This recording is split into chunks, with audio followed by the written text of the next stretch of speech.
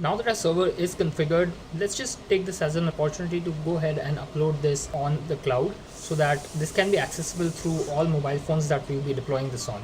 So let's just go ahead and do that. Now we're going to go ahead and deploy this on Heroku since this is completely free and it's very simple to set up and get up and running with it. So I've already logged in, but if you are logging into Heroku for the first time, you'll have to sign up. So if you go to Heroku, just search on Google and you'll find heroku.com. And here you can see sign up for free. You can click on this and you can go ahead and sign up. Oh, actually you can't use your Google account directly, but you'll have to fill in all of this details. So once you've filled in those details and you've signed up, you can go to dashboard.heroku.com/apps. And here I already have an app because I was testing with it, but you will be having this page empty. We can go ahead and click on new and click on create new app.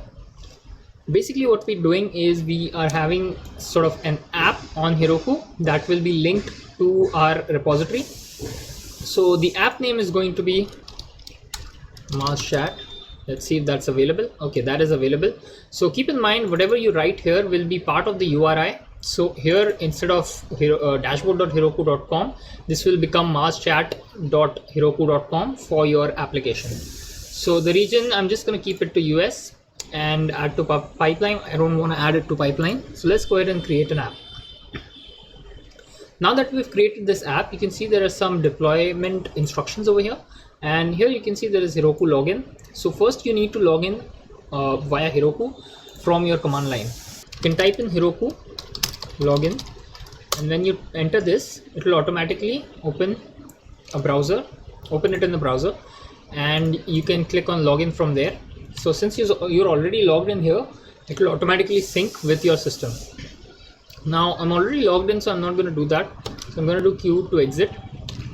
The second step is to go into your project and do git init. Git init is going to initialize a git repository.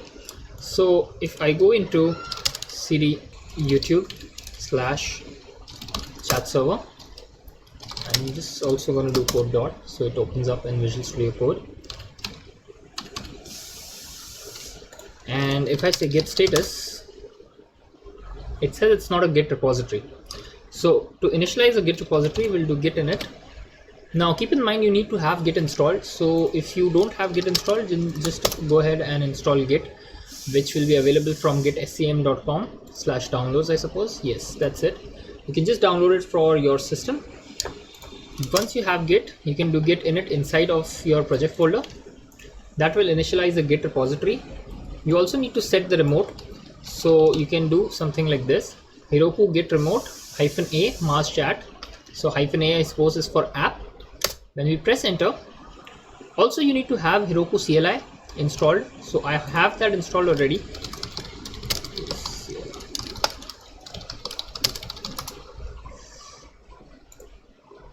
If you search for Heroku CLI, you should be able to find it, and you can download it from here. Again, there are different instructions for different types of operating systems, so whatever suits you best. Now the remote has been set to Mars chat. So now what we can do is we can add everything to our cache, and I'm going to commit this. Oh, this is still going. So let's commit this as initial commit.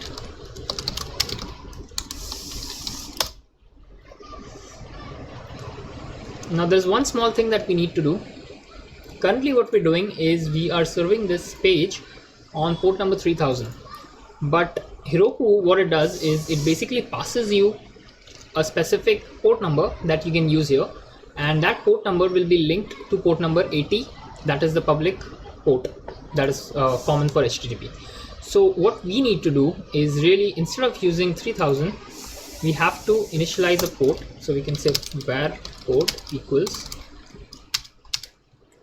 process dot env dot port, and if that is not there, then 3000, and we're going to pass this port over here, not port. So whatever port number is passed in the command line at the time of initializing this app, that will be used, otherwise 3000 will be used. Alright, so we're going to save this and we're going to make another commit, git add dot git commit -m port state get status, and everything has been committed. So what's the next step? We can just go ahead and push to Heroku master.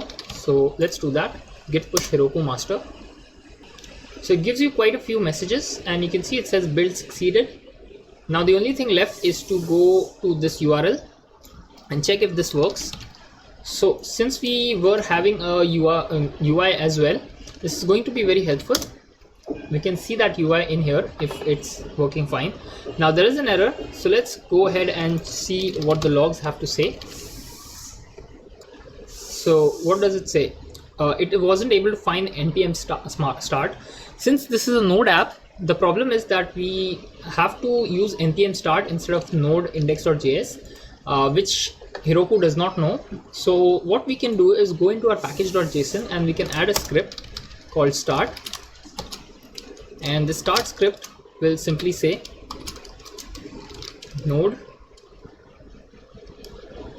index, and in fact what we can do is we can install NodeMod. Now we had installed it globally, but we can install it inside this application so that it can be used, and in case your application crashes, it will try to automatically restart it. So let's go ahead and do that. npm install NodeMod, and now we can see NodeMod is installed. I had to close it because I had made some changes in here, so let's add that again. And the start script is basically going to say no, it doesn't support single quotes, NodeMod next comma, and now it should support the start command as well. So let's just do git add dot. Actually, we also made one small mistake. We weren't supposed to add node modules here. So let's create a new file, dot git ignore, and this file is going to contain a list of those folders and files that we don't want to include. So we don't want to include node modules. We'll add that, and we also need to do this git rm-ir cached dot. So it will automatically remove all of those folders and files that were automatically added before, but now you don't want to include them. And if you do git status, it says these files are deleted and these files aren't added yet, which is git ignore, index, and package JSONs. So we'll do git add dot and git status, and you can see these are deleted and these are modified. So we'll do git commit -m, and the change we made was npm start supported git status, everything is committed. So git push Heroku master. So it says it has deployed it to Heroku. So let's refresh this. Great. So now we have our application running. Let's copy this and paste this here, and let's just test it out. So this is going to be the message, but before that we need to sign up. So I'm going to say John, and we also want, let's say, Terry, and we're going to send this to Terry. Let's send, and you can see the message is displayed here. Similarly, if we send this to John, we can do enter, and it shows up right here. So our server is now working. We only need to connect this to our client, because what happened now is our IONIC app is trying to connect to localhost, but this is not on localhost. Instead, it's on the server of Heroku. So we need to change that URL over there in the app. So I'm in the socket service. Here what we have done is we've added this URL, which is the URL of our localhost server, but we don't want to use the localhost server, we want to use this URL. So let's just copy this and we'll paste this here, replace that with localhost with Heroku app, and we need to do npm or ionic serve cd. So we're going to do ionic serve, not start. Alright, so the app is open now and we can enter a username. Let's say node and submit. and we are logged in, but are we connected? Let's just go ahead and inspect.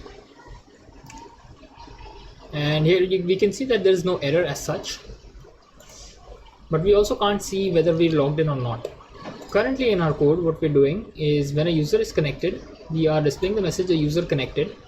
So in order to check this, what we can do is we can actually see those logs. So let's create a new tab, cd chat server.